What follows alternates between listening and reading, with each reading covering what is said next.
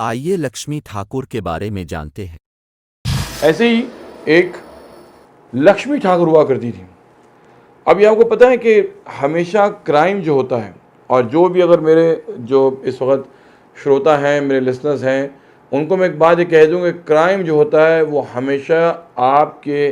Weakest link को exploit करता है। अगर आपने अपने किसी भी वीकेस्ट लिंक को अच्छे से मजबूत कर रखा है तो आपको कोई भी क्राइम अपने गिरफ्त में नहीं ले सकता। फॉर एग्जांपल आज जैसे ऑनलाइन क्राइम्स हो रहे हैं कि लोग जो हैं वो वाईफाई जोन में जाकर के नेट बैंकिंग करने लगते हैं, या कोई भी उनसे फ़ोन करके उनसे ओटीपी मालूम करने की कोशिश करता है, वो जिक्र बता देते हैं। तो आमतौर से आपको अगर होशियार रहें, अलर्ट रहें और एहतियात बरतें तो आपके लिए क्राइम के विक्टिम बनने के चांसेस बहुत कम हो जाते हैं। इसी तरह से जो लोग मतलब अगर कोई बियर बार में जाते हैं या किसी क्रिमिनल लोगों से पहचान रखते हैं, अगर उन्होंने अपने वीकेस्ट लिंक को महफूज रखा तो वो लाइफ में हो सकता है कभी भी क्राइम की चपेट में ना आए। लक्ष्मी ठाकुर ने क्या किया कि वो उनका एक जो है बहुत अच्छा सा मलाबार हिल में एक बहुत ही पॉश सा उनका डेन था। डेन यानी ऐसा था कि जहाँ पे बहुत अमीर घर के बिगड़े हुए लड़के आते थे। ये बात तकरीबन 90s की है, जिस ज़माने में जो है प्राइवेट परफॉर्मेंसेस नहीं हुआ करती थी। उस ज़माने में जिस वक्त बार डांस भी अपने ज़माने में पीक पे नहीं था।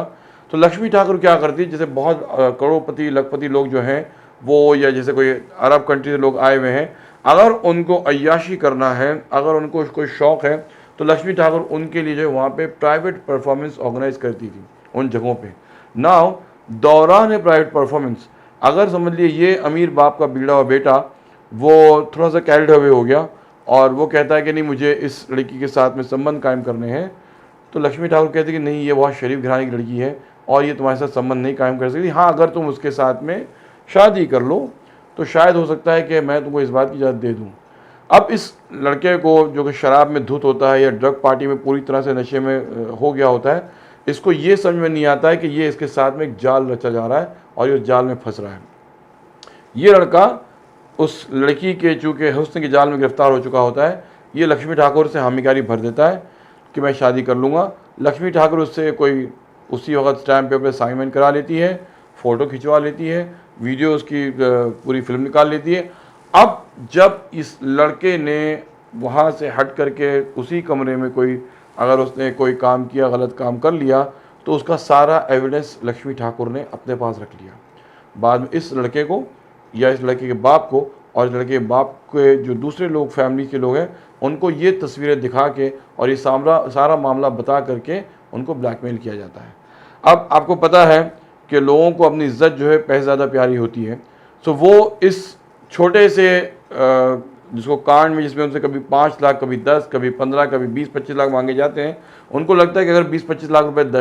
दे करके अपना पीछा छुड़ाया जा सकता है तो क्यों ना अपना पीछा छुड़ा लें। तो वो लोगों ने ऐसे किया और लक्ष्मी ठाकुर का ये फ्लरिशिंग रैकेट काफ़ी हद तक चला, जब तक कि मलाबार हिल पुलिस ने इनको बस्ट नहीं कर दिया, इनको अरेस्ट नहीं कर लिया और इस ब्लैकमेलिंग रैकेट को ख़त्म नहीं किया।